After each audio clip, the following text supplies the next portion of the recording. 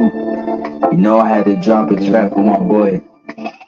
Where you at? Yeah, I've been here rapping boys out here telling favors. I'm the hardest young nigga, I ain't signed to no label. Hey, Bruce Gas put a no fights on rapping boys out here coming at about since Kane versus Abel. Spoken to his gas, you would think that shit was fable. I'm the people's champion like Muhammad Ali. Shout out Bruce Gas, one day we gon' meet. Yeah, we gon' blow it down, we gon' smoke hella weed. Yeah, we gon' blow it down, take a hit out the token too. Slipping hella shots, feel like Tyson with the peak with little Glock on my side, but it hit just like Isaac Cruz. Shout out man, chat, real shit, that's my fucking dude. We always cooking on the panel. Strapped to my side, I ain't talking about no sandal. Bruce passed me the blunt, I'ma light it like a candle. Ayy, non-stop bars, man, I always spit flames.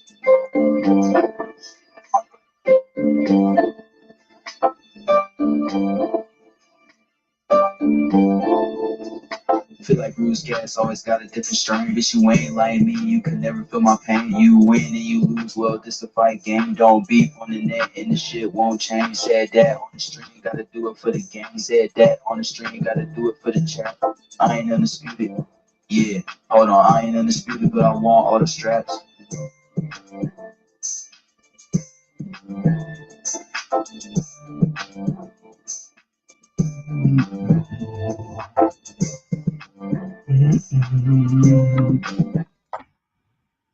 Good evening. This is Bruce Gas, Boxing, Jazz, and More with you, man. We're going to talk about the boxing we saw over the weekend, and something hit very hard today, man. One of my I guess we can call him one of my heroes, man. One of my favorite boxers of all time, Mike McCallum. He passed away today. I'm sure that news is already all over the place today, but we're gonna talk a little bit about Mike McCallum. I've got my friend Miles Bailey in the back. He knew Mike McCallum very well. We'll be coming on and talking about him. And this was just a punch in the gut when I heard this one today.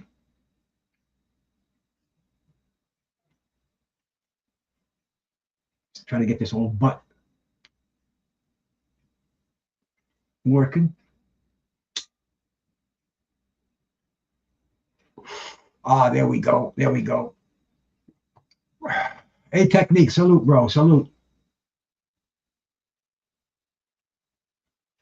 I'm gonna bring up my friend Miles Bailey if he's still here. Yes, I'm here. There he is. Here's my brother Miles. Salute, Miles. Hey Bruce, put the picture up, the one I sent you of me, Mike McCallum in the gym. I sent it to your phone. I can't put it up on my phone. You got to send it to my email. Okay. But it doesn't matter. Introduce yourself out here in case people forgot who you were, and see what's up here, brother. Let me shout out who's in the audience here today, who came in so far. My bro Daniel Berry, always showing love and support here. There's my man Cornbread out there, man. Shout out to the Stoners. You see Technique in here. Okay. Bud Files. CW, Reggie Bush. Yeah. You're Bruce, there? I'm right here. Where else am I gonna fucking go? No, I was on the elevator. I didn't know if you could. Sometimes you'd be on for 5 or 6 minutes before you do it. That's why I wasn't sure. Like, I gotta get my Toka 2 out here. That joint's just not working. So Miles, yeah. Tell us a little bit about your relationship with the Body Snatcher. Well, it started about 40 years ago in South Queens and the other one, Bed-Stuy. But South Queens is where we really got cool because Tommy Gallagher owned the gym and he was training over there with us. And that's where my buddy Farad Pinchback was his actual sparring partner. I sparred with him a few times, but not like Pinchback. Pinchback really did it with him because he was training with Donnie Lalonde and Riddick Bowe. But Mike eventually became the trainer for all the fighters. But my relationship goes back to 1985 when Farad was a sparring partner for the when he fought Donald Curry. He was his sparring partner. That was one of the greatest fights of all time, man. I thought Donald Curry was going to win. Curry was just coming off his loss to Lloyd Hunnigan. Right. Curry was considered as pound for pound one of the as the pound for pound until he got beat by Hunnigan, and then he blamed that on weight. He said he was going to make that would be no problem. He's going to come back and take on Mike McCallum for the WBA super welterweight title. And man, Yes. what a beautiful knockout that was. Yeah, because I think if memory serves me right, I think McCallum got either dropped or he got touched really badly, but he got right up and knocked him out with the next punch because we were all watching me, Farad Pinchback, and his dad. Because Farad was a sparring partner. Farad Muhammad Pinchback, and Farad was really something special. And then after that fight, he fought Julian Jackson, and Farad was a sparring partner again for that fight. So again, we it was a tight knit of us. See, I was Farad's sparring partner. He was Mike's sparring partner. Mike was a little too much for me, but a couple of times I went with him. But Farad used to handle him really good. But Farad went away. That's what hurt his career because I don't want to get off track about Mike. But what happened with Farad, he beat this kid named Clinton Mitchell. And Clinton Mitchell, he knocked him out, turned pro, and he beat Bernard Hopkins. That's how good that pool of guy was. But Mike, he got sidetracked because nobody would fight him back in the day. Hearns, Leonard, Duran, Benitez, Arguello, Barkley, Nigel Benn, all of them ducked the body snatcher. Then when he finally did get a shot against Roy Jones and James Toney, he was 40 years old. He had a draw with Toney, and I think he had a loss or two, but nobody could touch the body snatcher. And he's actually training Mike Hunter for this fight coming up 8/23 against Pulev, Kerber Pulev. He was training him for this fight. So it's just sad that he's gone now, and it's just kind of like messing everybody up because he wasn't an old guy, but he wasn't young. He was just 68, 69. And it's sad. But like I said, I got a lot of history with him. I just talked to him Friday, which was my birthday. My birthday was May 30th. I just turned 60. So we were kicking it. And I said, look, man, what you doing? He said, I'm going to the gym. I'm going to meet with Mike Hunter. We'll be training. That's all right, because I had to do some weekends in the Hooskow for some bullshit. But when I come back today, they said, Mike is dead. I said, what do you mean? I just talked to him. Then I looked on, Box Rec, and I looked on whatever, like the world. I was like, oh, my God. Yeah, that's how we get our news now. We go to the internet. Yeah, the internet. I went to Wikipedia, and they said Mike McCallum died May 31st. So he actually died a day after my birthday. Now, let me ask you something, Miles. Did Mike McCallum have a heart attack previously? Not that I know of, but what I think he was going through a lot of stress because, he wasn't doing well financially because in his career, being that all of those guys ducked him, Hearns, Leonard, Duran, Benitez, all of the big boys that were the money makers, Hagler, he only made $9 million in his career. He told me, I said, but where he really got good is that when Eddie Futch and Georgie Benton was training him, he said that's where they showed me how to place the punches. He trained Monty Barrett when he beat Ty Fields. Look at the fight. You could pull it up because that was Bob Arum's fighter, Ty Fields. He was 38-1 with 36 knockouts. And Monty Barrett was going against him, but Mike McCallum was in his corner, and he knocked Ty Fields out in the first round. You can look it up. He was some kind of special trainer. He was training Devin Haney when we first started out with Devin. I brought Devin over to him. He got Devin 25-0 with 15 knockouts. That's what he did for Devin Haney. So he was just something special as a trainer. He's my guy. I feel like really, how could I say, I'm just dejected that he's gone. And it was like all of a sudden, like no warnings, because that's why I asked you. I thought you mentioned that he had a previous heart attack, and then because from what I read, he was on his way he was headed to the gym, right, and he didn't feel good. He pulled over, right. They found him in his car unresponsive, and like you said, man, it's been saying on all the shows that he was 68, but he was 69, born in 1955. Right. I was born in 54 of December. He was a year younger than I am, and then what a just such a great career. I mean, this guy was fundamentally sound. He had the defense. They called him the body snatcher because he'd take your kidneys out. He'd take your liver out. He was so devastating downstairs, man. But it's definitely a a sad day. I remember watching him when he fought when he won his first title. I don't think it was his first title. I think it was Stevie Collins. Right. No. Who did he win it? Who did he win the title against? Was it Harold Graham? No, that was Yeah, Harry won Harold Graham, but his first one was against Donald Curry. That was the first one. I just killed a moth. That was Curry, but his first loss was to Sambu Kalimbe. That's the first guy to beat him. Yeah, Sambu beat him, and he came back and he beat Sambu. Right, and he only had 5 losses. He lost to Tony twice. He lost to Jones Sambu, and he lost to the Italian dude, Tazino. I can't. Luigi Manchio. Luigi, yeah, that's it. He beat him, but he won the title in Madison Square Garden from Sean Mannion, the Irishman. Yes, that was the. And let me shout out my brother LeVar Cooper's in here, man. Lou Ticciarelli from all the way over in Buffalo, my man Lou. Salute Lou. Right. Mark Stearns, shout out to my man Mark Stearns. Lou over watching us on Facebook. My brother Mark Stearns, always showing love and support. The Boxing Menu podcast. My man Paul Driscoll, man. Paul's got a lot of things to share about. Mike McCallum too, man. I mean, this was just a hard hit. It blew my. I thought it was a joke when I saw it this morning. I thought they were kidding, and they said Mike McCallum dead. I'm like, whoa, that's a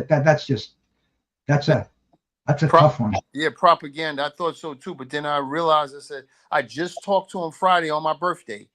I said, Mike, I'm 60 years old. You're just a baby. That's what he told me. But I got to call Evander. I talked to Nate Tubbs today.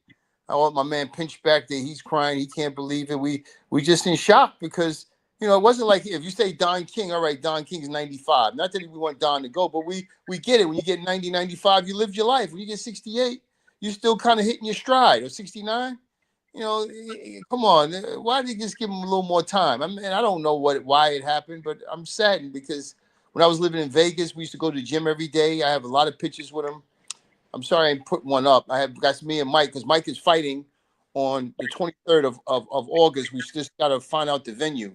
But we just got the we got the purse bid going, so that's a goodie. But Mike's not too happy now. He called me in very saddened. Mike Hunter, and also we got to talk to Mike Tyson. Mike Tyson, he was in that camp before when Mike fought Andrew Galata, because that's where I saw him one time in Vegas. I mean, in Detroit when he fought Andrew Galata. Mike McCallum was in Mike Tyson's camp as one of the trainers.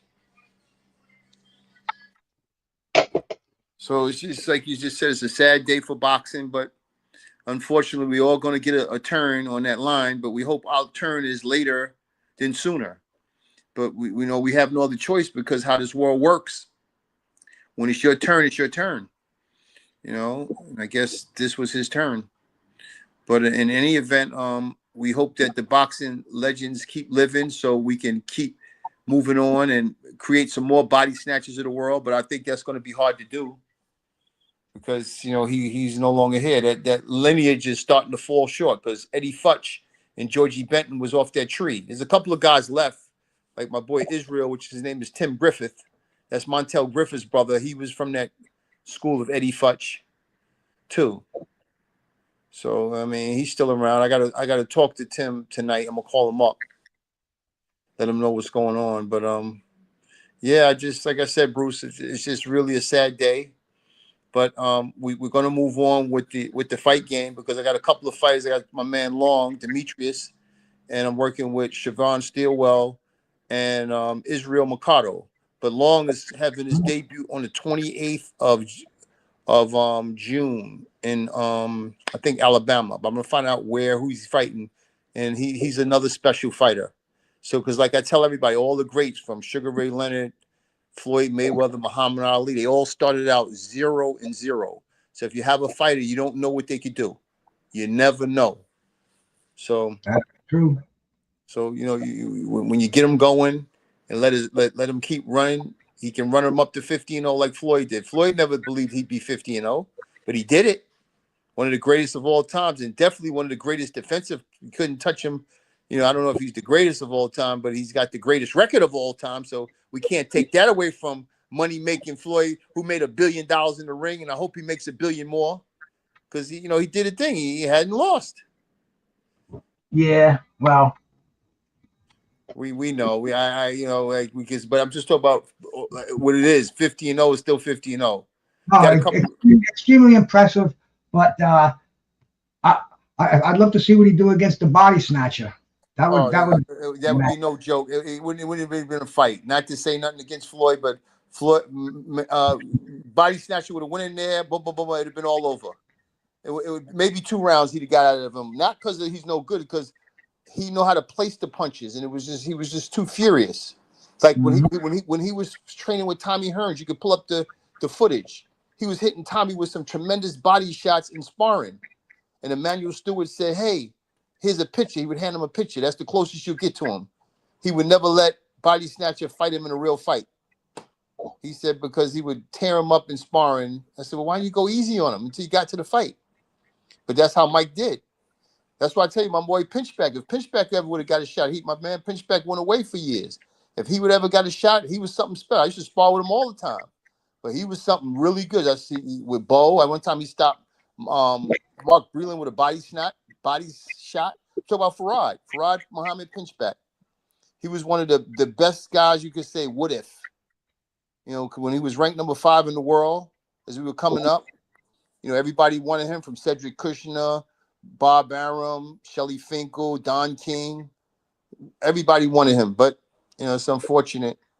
He went away because he won the glove. I mean, the Junior Olympics with Mike. Mike won the heavyweight in 1980, and Farad won the welterweight.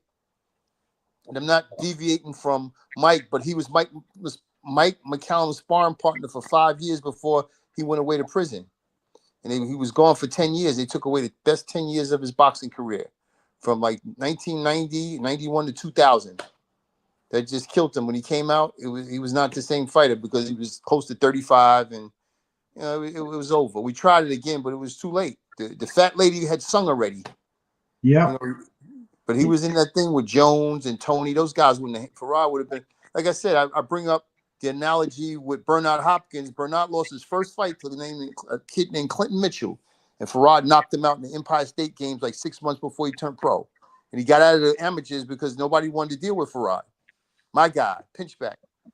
You know, it's a young man's game, Miles. What do you think Manny Pacquiao's going? He's going to come back at 48 years old. I mean, basically, and I don't know. I'm just guessing. He's probably a little light on cash, and when you get a little light on cash, you got to do what you got to do. So he's going back for another payday. I don't know how much he's making, but I know they're going to give him a couple million. You know, he's not doing it for free. You're talking. You know, possibly 8-figure payday. Yeah, he's gonna get a couple million, but you gotta remember he made 160 million for fighting Floyd. When he fought Floyd Mayweather, he made 160. What do you think's gonna happen? What do you think's gonna happen in the fight, though? Tell me. Manny? You just said your boy was already shot at 35. Manny's got 10 years, 12 years. It wasn't that he was shot. He hadn't fought. He wasn't shot. It's just at the time we didn't know how we know now. But Manny has a chance because he wasn't out the ring that long, and also Manny was a world champion several times over. When my guy just fought with world champion guys, so when we can get clear, he was never shot. He just we were on our way to do something special, but it just didn't work out. But Manny, to be honest, he might do well, but if he does do well, it'll set him up for one more payday because, like I said, he's probably a little under the weather when it comes to the green. He's probably behind the 8 ball. And his lifestyle, when you're making that kind of money, you need those big chips coming in. And when you don't have the chips coming in, you start doing other things. But what's he going to do against Mario Barrios? What do you think's going to happen? You think he's going to go in there and get embarrassed? Let me finish before I forget. You think it's going to be like Sugar Ray Leonard when he tried to come back and he fought Macho Camacho and he got destroyed? Or do you think he's going to? Or do you think he's going to win the WBC welterweight title? Tell me. I think that he's going to fight formidably. I think he'll be okay. Where Sugar Ray really didn't do anything. Where at least Pacquiao had fought well in his last couple of fights. Where Sugar Ray, if you remember, when he had gotten stopped by Terry Norris, he didn't get stopped by Terry Norris. He got beat up badly by Terry Norris. And that was 3 years earlier. No, it was 6 years earlier. He fought at 34. Yeah, he came back at 40. So it's not where at least Pacquiao, I think, had fought 3 or 4 years ago. So he was I kind of. think it's going to be a carbon copy of it, Miles. That's what I think. Yeah, you're asking me. I say yes, but I think he has a better chance than Sugar Ray had. I think Barrios might be a little better, but Pacquiao, I think Sugar Ray came back strictly for the money, and he wasn't in any kind of shape. Like Warner Wolf said, you get the boo of the month because something had happened to his leg, and he wasn't really right. But no excuses against Sugar Ray, but he just didn't perform. He was And, all coked up too, bro. Sugar Ray huh? admitted it. Sugar Ray was coked up, bro. He was all messed up. He was coked up. He was partying hardy. He had no business in that ring. That's why I don't think Manny Pacquiao has any business in the ring either at 48 or whatever he is. I think he's going to give. I think he's going to get planted. I think he's going to get face planted. No, I think he'll do a better performance. He might, but I think the first 2 or 3 rounds will tell it all because with Sugar Ray, if you remember that fight, being that you brought it up, he was never in the fight. Where I think Pacquiao will be in the fight for at least the first 1 or 2 rounds, 3 rounds. That's just my take on it. I can't say for sure, but if I had to guess, and I put my aficionado hat on, he'll do a lot better than Sugar Ray did. Not that Sugar Ray did badly, but Camacho was just too quick, too strong, and Sugar Ray should have took a tune-up just to get back in shape. Camacho was on his downslide too. Camacho was I think Manny Pacquiao is crazy. He's playing in the young man's game, and I really think he might get hurt. So I hope he doesn't. But we've seen Manny face planted. Look what Marquez did to him. Yeah, but that's because let's go back to the old analogy, which everybody will understand, especially us guys. Styles make fights. And anytime he fought that guy, and he fought him Marquez 4 times. He won 1 and 2 draw or 2 losses in a draw, but he had his number. That was the fight you had to stay away from. It's like when Joe Frazier fought George Foreman. He couldn't stand up to George. George planted him every time. See, styles make fights. When you take Jimmy Young, couldn't crack an egg. He beat Foreman all around the ring, but 1 round Foreman had him in trouble, but just couldn't put him away. Round 7, he was walking aimlessly. He didn't know where he was going. Foreman couldn't hit him 1 more time. I remember I was a little kid at the time, but that's when I just got into the boxing. Round 7, you can look it up. Miles, you're talking to somebody who's got you by 10 years, bro. I was already a fan. I made big money on that fight. Nobody thought Jimmy Young had a chance. But in round 7, do you remember when Jimmy Young was hurt? When he was walking aimlessly? Yeah. People thought it was all over. Jimmy Young thought it was all over. He didn't know who he was.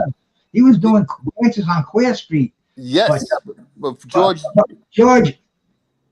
George's mind was blown already. Yeah, George couldn't believe he couldn't knock him out, and Young was just too talented.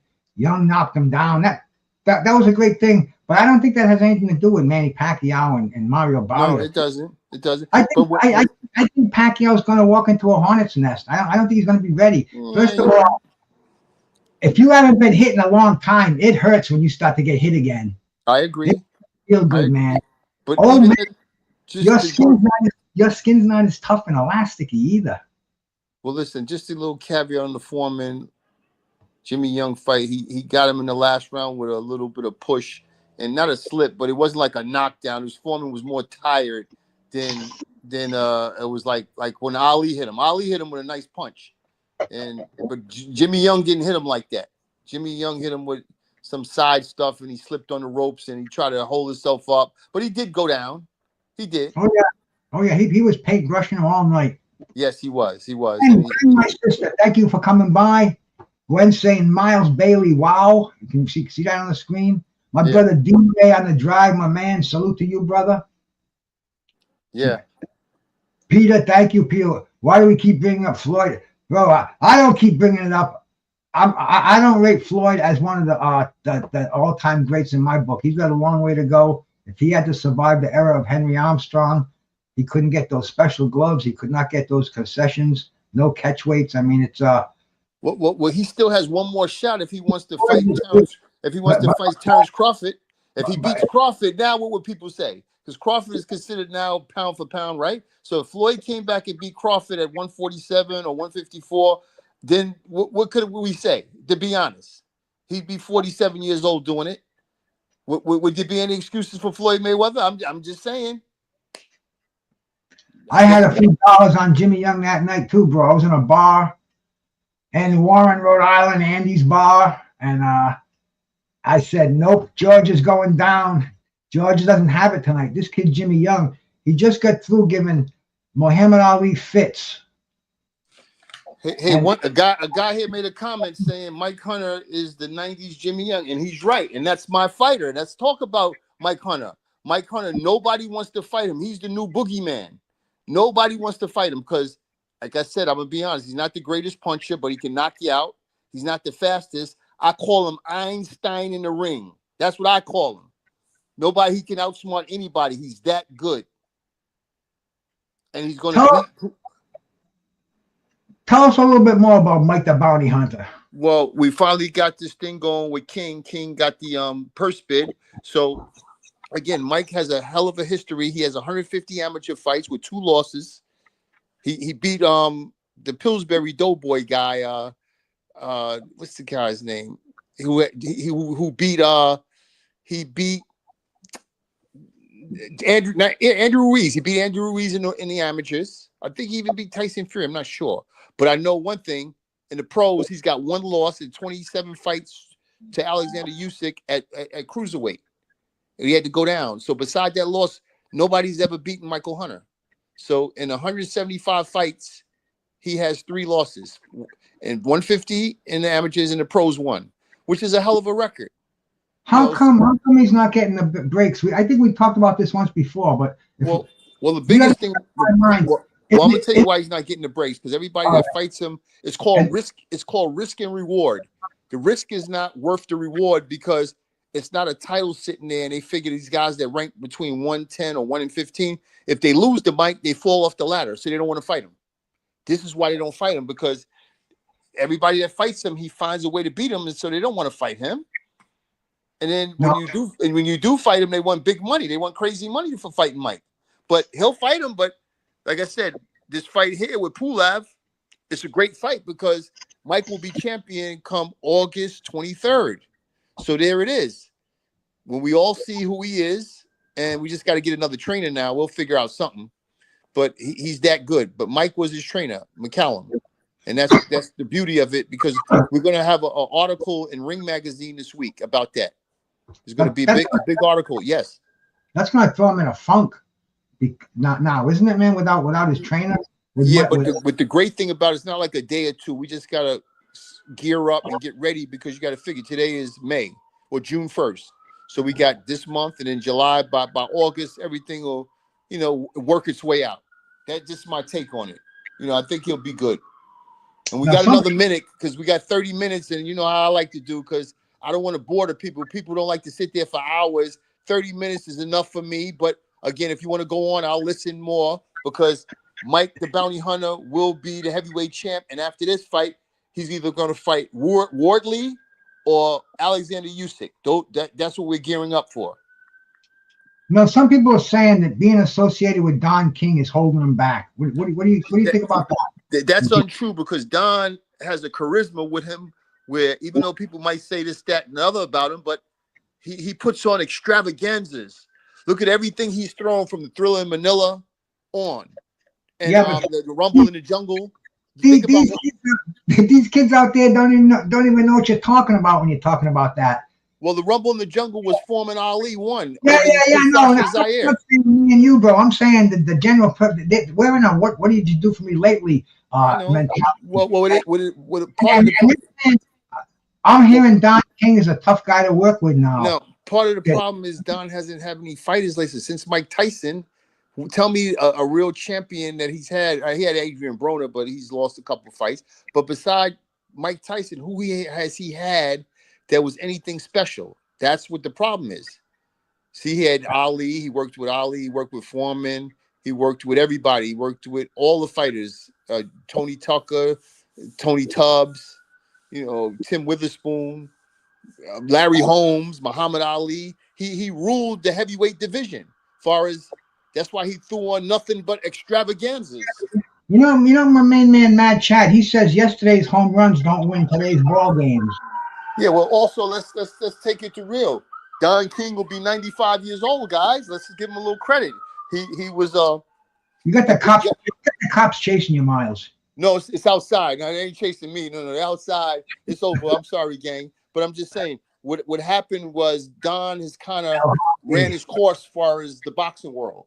Like he's 95. He's been really big. Even he trained Mike McCallum as for a second in the Julian Jackson fight, because Julian Jackson was Mike's fighter.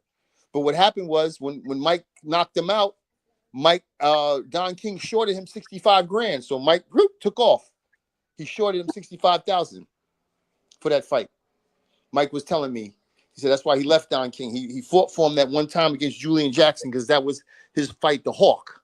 You can look at that. That was another good fight where Mike knocked him out in the second round. But that was, Mike was one of the best. Mike was one of the best, man. It's a sad day. That's why it's, this is only happened yesterday. People are only learning about it today. I mean, this is going to be all over the place tomorrow by the beginning of the week. It's going to hit hard because everybody's got Mike McCallum stories. Everybody watched him. Everybody saw all his great fights. 3 fights against James Toney. The first one was a draw. Then he won. Well, he didn't win. It was a draw. No, but I'm saying he in our eyes, he had won that fight. Nothing against Tony's my guy too, but I think it was because Mike was the outgoing champion. That's what they usually do to the young guys. Actually, they both had a title. It was a unification.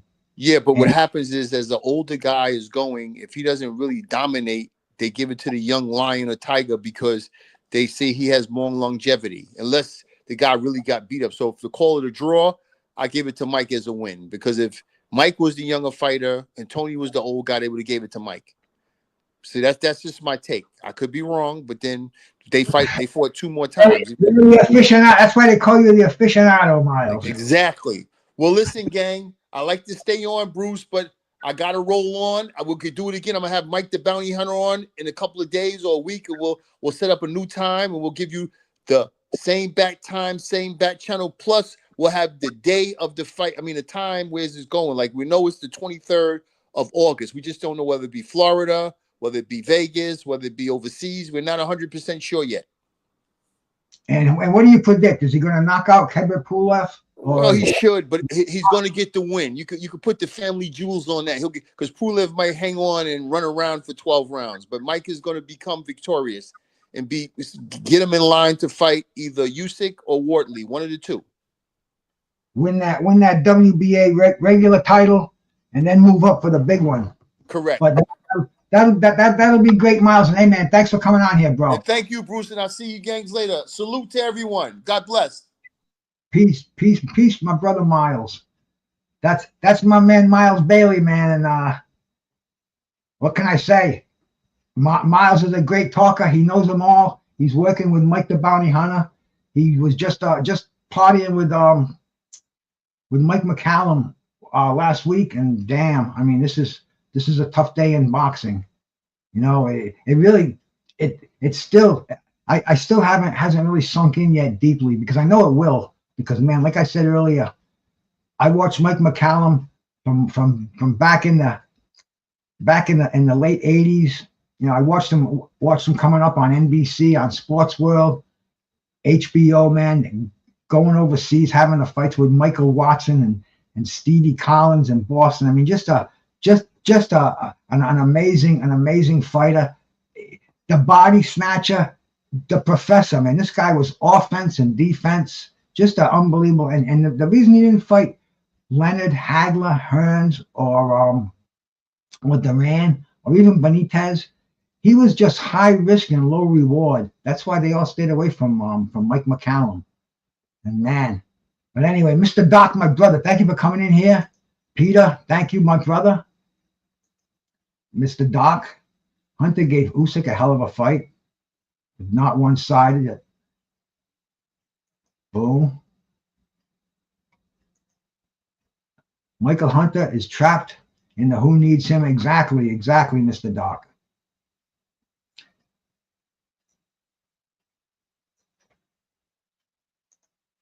Hunter versus Povetkin is one of the best heavyweight non-title fights I've seen in a long time, but not for nothing. Well, man, he was on a show with me a couple of weeks ago, and we'll get him back again now. And now that the fight is signed, and then plus, Mike the Bounty Hunter's got a lot of stuff we didn't talk about. He's got a very, very deep past, and I'm sure he'll share a lot with us. We'll get him back on here. Miles too, man. Have Mr. Hunter to call Bomac. Don and the whole Tyson era on lockdown, but not anymore. Hey, my bro, Traveling Fool, salute, my man. Peace to you, my bro. Thank you so much for stopping by. 95 Unreal. Tony versus McCallum, as good a fight as there is. Yup, man, that was his last fight too. He lost the 2 follow-up fights. That first one was the best one right there, man. Exactly, brother. Mr. Doc, McCallum's style series with James Toney is absolutely amazing. Yeah, we're never going to forget that. Vons, thank you much for coming in here, Mr. Doc.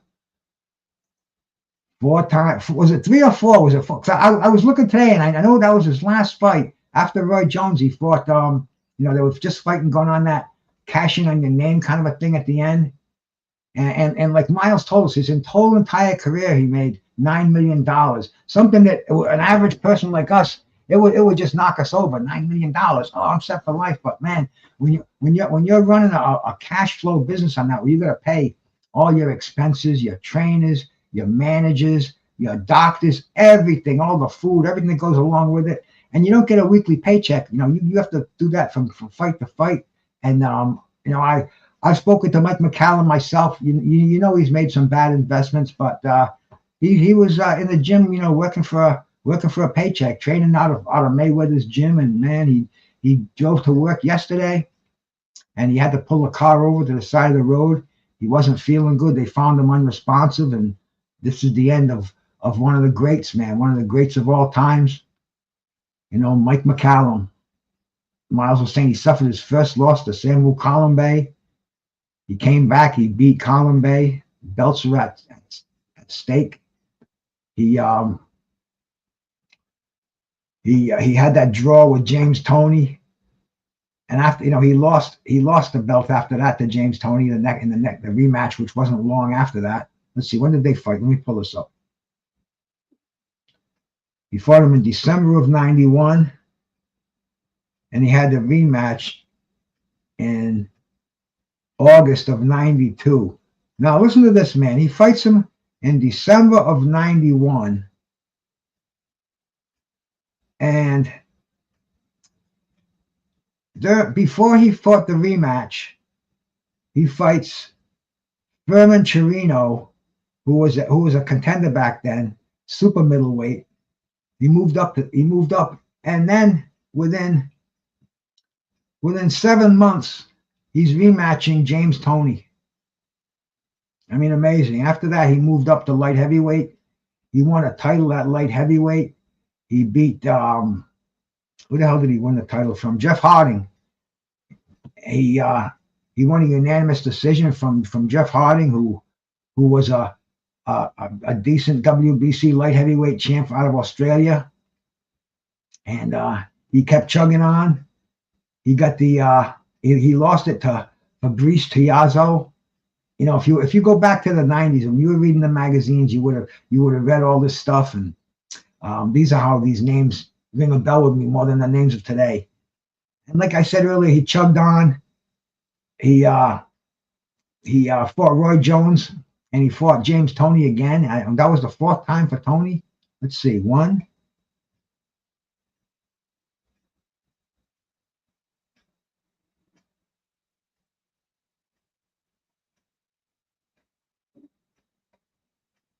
2, 3. No, 3 times. Yeah, I guess the draw, that's 1. And then the loss, that's 2. Now he fought him 3 times, Doc, not 4. I was going to say that seems like a lot, but anyway.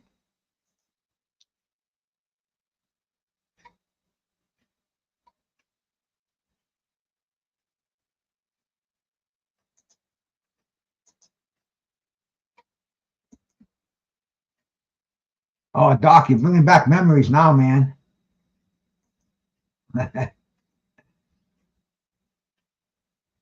Yep, none of the big names wanted anything to do with him. 3 times. I had to go look that up because 4, you just don't see that in boxing anymore. That's going back to like LaMotta and freaking Sugar Ray Robinson and Pep and freaking Sandy Sadler. You just don't see those 4 fights. I can't even really. I'd have to think a bit to think of a 4-fight series. But Doc, hey man, this is why we Google. This is why we check these suckers with Google all the time, man. We got fact checkers these days. Back in the old day, you can just spit that stuff out and it goes right in, man. But today, in this day and age, everybody's fact checking everything else. But you know, how about the fights last night? I know Miles has to go to his weekend boot camp, so he couldn't watch the fights last night. And that's what I wanted to talk about too, man. This weekend, I think we had a hell of a good. I'm not going to say great boxing because of the fights on paper, and some of them turned out to be dogs, but I thought they were pretty interesting, man. The ones that I watched starting Friday night, man, we caught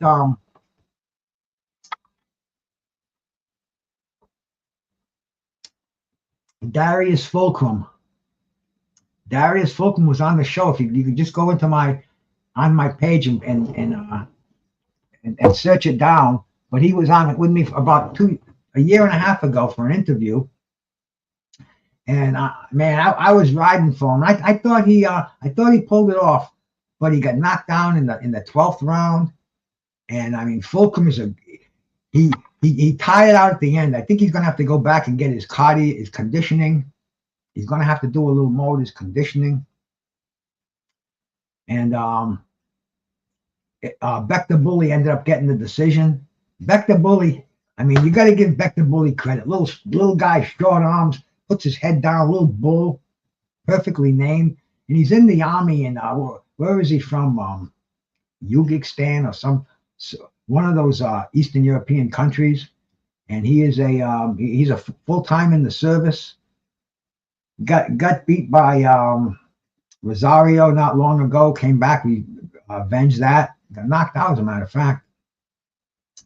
And you know, he beat my boy Darius last night, and so 168 seemed to be the theme of the weekend. If you notice, 168 we had, of course, we had Plant and Charlo, and then they had a middleweight on there. There was a middleweight on that card, man. His name was Yonel Hernandez from Cuba, and he fights out of Providence, man. And this dude, he looks special. I was going through the rankings today. I think WBO's already got him ranked at number 1. One of the federations does, and I think he's only got like I said, we're in the Google era, so let me just take a look on it and see how many fights he has. 8 fights, 7 knockouts. This Kyrone Davis, man. Kyrone Davis, extremely talented fighter. We've all watched Kyrone Davis. Doc, stick around.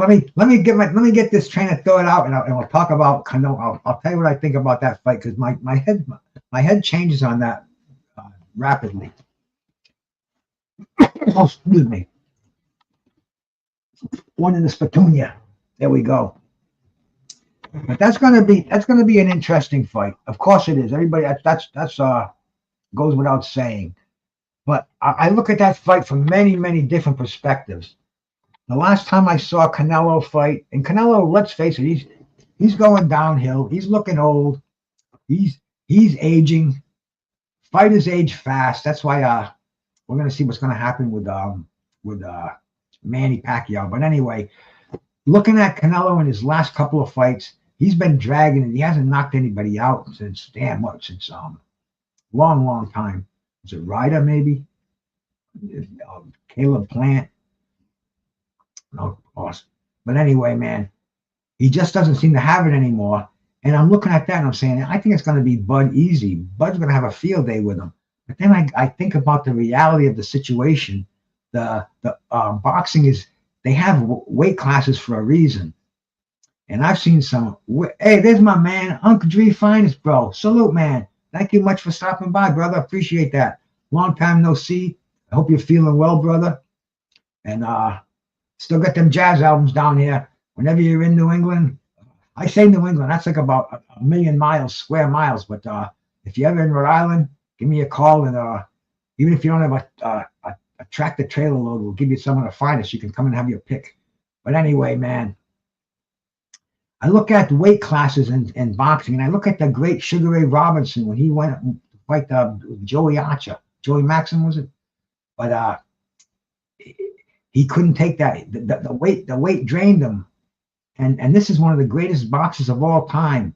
And my friend Marlon Starling, who he went up in weight, he fought Michael Nunn. And Marlon was a welterweight all his career from the amateurs, never moved up in weight, but he got the call, make some dough, fight for a title, and he got beat. It was a pretty easy decision, man. It was a pretty easy work for Michael Nunn.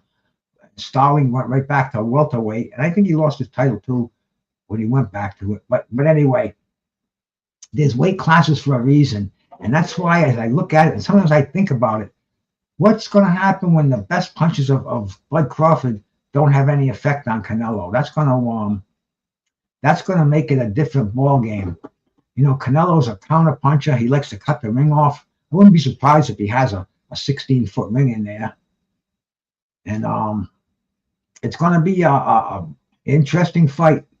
If I was betting on it, man, if I was a betting man, I would bet on Bud Crawford because I just think he can move around Canelo. I think he's got the skills. But then you look at the ages; they're both going to be 35, 36, man. They're both not youngsters in this game. So maybe the ages are going to nullify each other. But we haven't really seen Bud slow down. But notice Bud was on a knockout streak. Bud was knocking out everybody for years. Every welterweight that he faced, he moved up to 154 with Madrimov, and he didn't knock him out. So now he's moving up. Not he's bypassing middleweight. He's moving up to super middleweight. So once again, man, weight classes are there for a reason. So it's going to be it's going to be an interesting fight. The way that they're going to sanction this, we're going to have to find out the ring size. We're going to have to find out basically the ring size, and once that bell rings, if Canelo gets hit with some of the hardest punches of Crawford, because Crawford likes to strike early, he likes to let you know he's there, and then he starts to figure you out. So we're going to see if he gains that respect of Canelo, and if he doesn't, I think it's going to be an awful long night for Bud Crawford. So this is what I'm thinking of this fight right now. It's going to be it's great. I think it's real close. 50-50. It could go any way. I'm real interested in it. In fact, I can't think of a closer fight right now in the world of boxing. You add weight to keep speed and add weight to keep speed and add strength. Well, that's the ideal way to do it. And I kind of think Bud, they say Bud walks around at 175 pounds. And hey, man, it's just going to be interesting. I don't have any inside track on either one of these cats.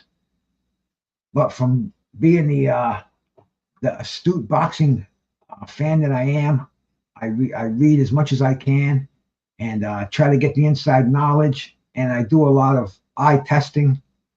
And I just think Bud is looking much fresher right now. I think Canelo has just got all the cash. He's living the good life. He's on the golf course. But then again, Bud could be doing it too. I don't know. It's going to be a good fight either way. I can't wait for this fight to happen, man. From an American perspective, at least. Doc, from an American perspective, USA, but boxing is universal now, bro.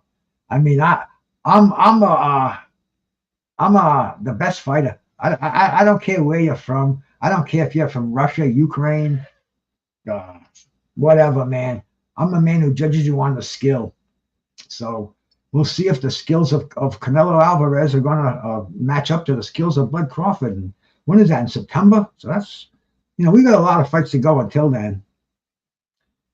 But getting back to Saturday night, regress a little bit and do another blast here. Get another drink of water.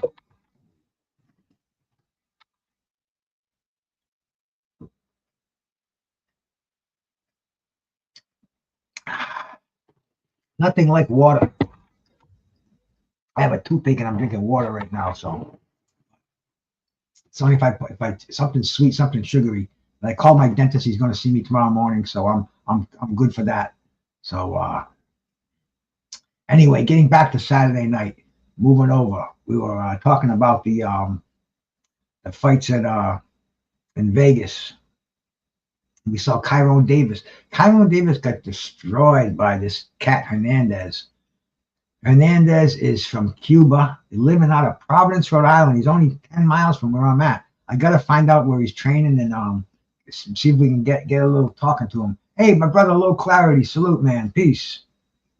Yeah, water is life, brother. Mr. Doc, I know you. If you know me, you know that that's all I've been drinking for the last 3-4 years. Water. I haven't had really anything. I went to my 50th class reunion in 22, and I had a cranberry juice. But that's the last time I actually drank anything except water. My protein shake I make with water, so I don't count that. That's like a meal. I drink one of those every morning. But no, water will change your life. I try to tell people that. Drink as much water as you can. If you can take the challenge, see if you can do it for 1 month, 30-day water challenge. Drink nothing but when you go out. If you have to have your coffee in the morning, hey, we'll give you that. But no orange juice, nope, water. Go to the bar, water. Just try drinking water. It'll do things for every organ in your body, internal and external. And man, you know, if you're strong enough and if it feels good enough, you're gonna say, hey, why do I want to drink those sugary drinks? Because it all, even any fruit juice that breaks down to sugar, it's all calories that you really don't need. You're better off eating your calories than drinking them. So hey, water is definitely life, and it even tastes good. My wife must be doing bongs. I can hear her coughing in there.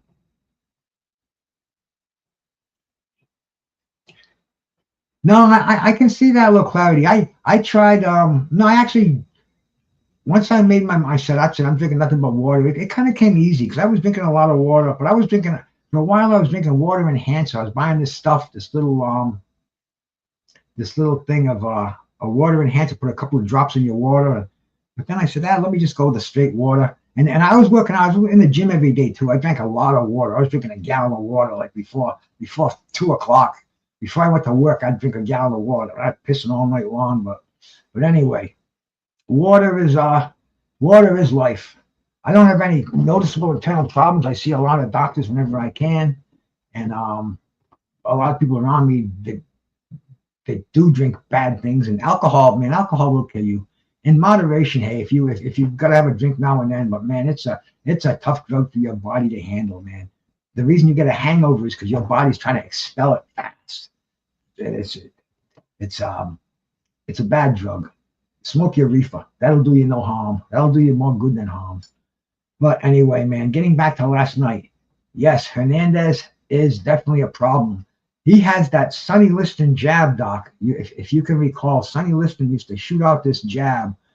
Man, it would bust you. You keep your gloves up near your ears like Floyd Patterson did. He still got knocked out. And that's what was happening with Hernandez last night with Kyron Davis. Kyron Davis, he was getting hammered. And it was the first time that Hernandez didn't get a stoppage. But man, I don't know if we're going to see much of Kyron Davis anymore. Power jab, yes, man.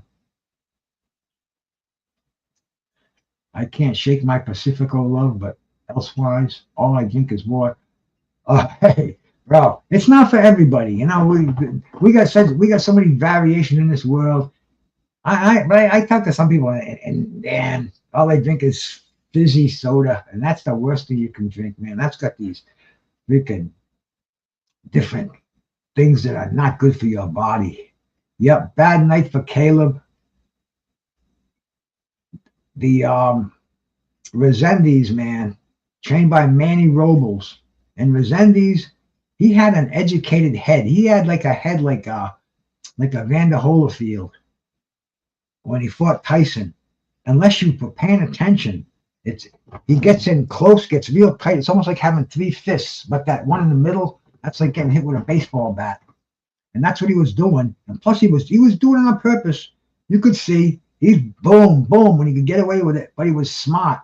And then Manny Robles said they're going to take a point away from you. And I mean, they kind of almost robbed him anyway. To me, that was such a clear, unanimous decision.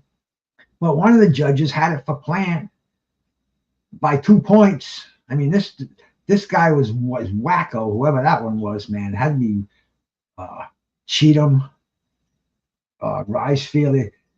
They got some bad judges in Vegas. Sutherland. But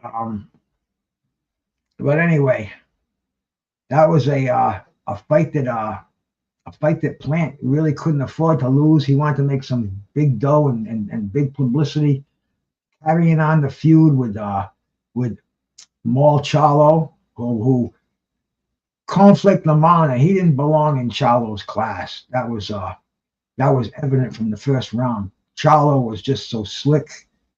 He couldn't miss with any punch that he threw at Cornflake. Cornflake was he was a Class C fighter. He was a Midwestern kid. You could tell he was a middleweight moving up to 168, and you could see that the weight he put on was a little bit more flab around his midsection. So that was not a nothing that you could really take any. You can't make any judgment on Charlo because he didn't fight anybody, but he looked like he had it together. He looked like his head's in the right place. His punches they were landing. He should have fought Plant in the comeback. See, they had this precursor card. They were both supposed to win their fights, and they were supposed to. PBC would have another card down the road in a few months, but now Resendiz threw a monkey wrench in it. So now Resendiz is the WBA interim light heavyweight champ. So that's a world title, whether you want to look at it any way you want to look at it. But now will Charlo go and fight? Will Charlo go and fight Resendiz? I think he'd be foolish to do that. Yeah, I hear you, low clarity. You know, he'll probably fight out, but he doesn't even have to, because you saw his wife. His wife was at ringside, and she had a hurt expression on her face. And but if you read some of the publications today, Charlo wants to fight. Charlo's calling for it. Different boxing personalities. They say, oh, it's still possible. They can put anything together. But to me, they blew it. They should have had it last night. Last night they could have both came in. The heat was on. You had that slap heard around the world. And that fight lost a lot of luster. But then again, remember when Floyd was going to fight Manny, and then Manny got knocked out by Juan Marquez, and everybody said, the fight's off. But Manny came back, and L is not the end of your career. But I just don't think Plant has it. I don't think Plant wants it. I think Plant's going to be content. He's got a lot of dough. He's got a beautiful wife, baby, another kid on the way. I mean, getting in that ring now at 168, that's a tough proposition. And you got some of these other young kids coming up. So some of these other Cubans. Let me see who's coming up at 168. We'll take a look. Take a look and see. We'll go into the algorithms of Box Rec. That will have the super middleweights that Caleb Plant would have to fight to stay in this division. Of course, Alvarez. We all know of Alvarez. But Christian Mobility, who we haven't even talked about, 28-0. And I think he's got a fight lined up coming up too, doesn't he? Let's see. Yep. Sluzecki, Marjeff Sluzecki, coming up on June 27th in Quebec City. So we've got Christian Mobili, we've got Jamel Charlo. He just got put back in the rankings at number 3. See, the algorithm, they do theirs based on the computer, how the old internet world is reacting. Jaime Munguia, you know what happened to Jaime Munguia? We all know that, man. That's boxing story right there. He gets popped for testosterone metabolites, and that's exogenous testosterone. That doesn't mean the testosterone your body naturally produces. That means you got it from a shot. And Munguia is now going to have some problems. Is he going to be suspended for a year? The fight called a draw? Are they going to have Bruno Cerrucci? Is he going to get the rematch now? That's crazy at that 168.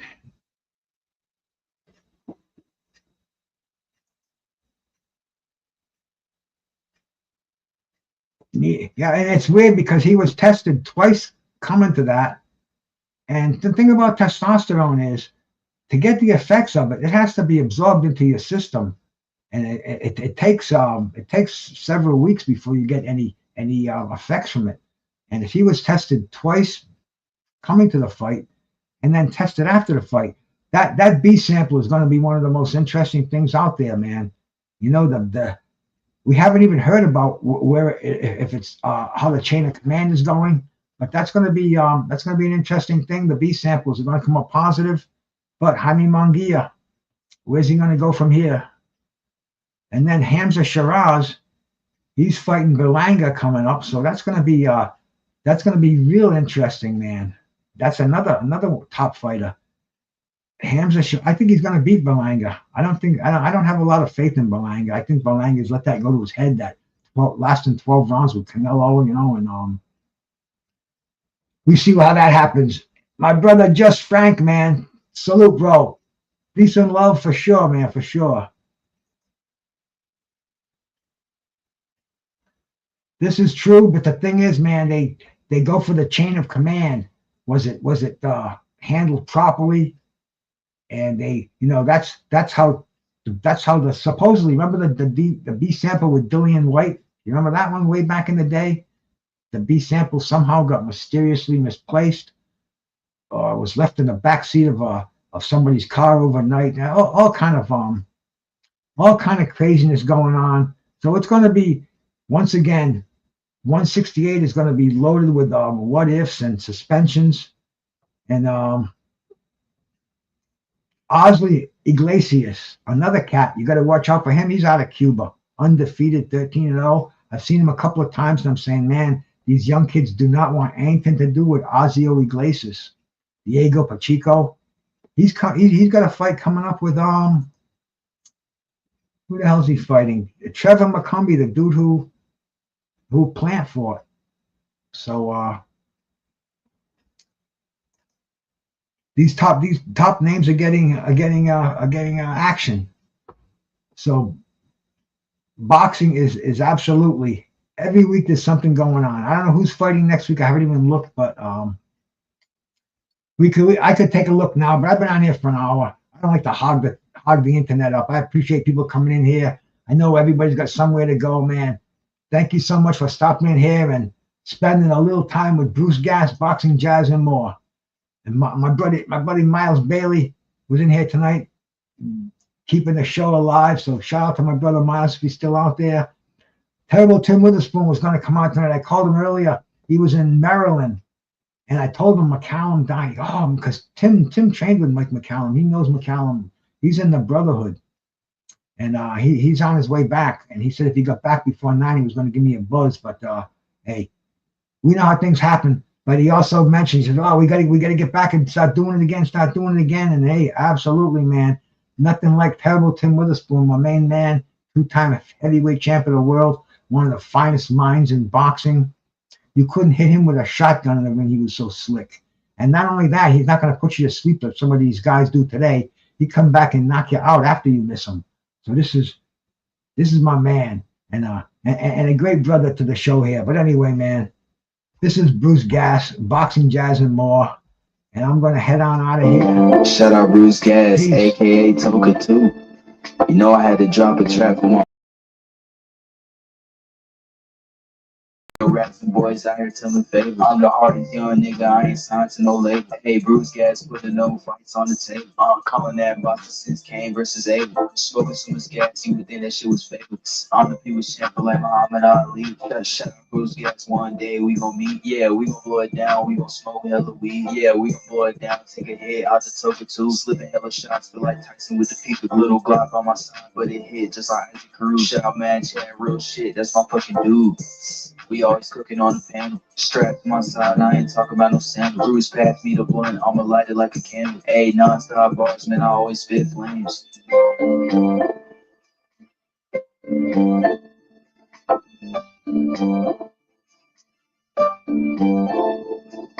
Feel like Bruce Gas always got a different strain. Bitch, you ain't like me, you can never feel my pain. You win and you lose, well, this a fight game. Don't beef on the net and the shit won't change. Said that on the stream, gotta do it for the game. Said that on the stream, gotta do it for the chat.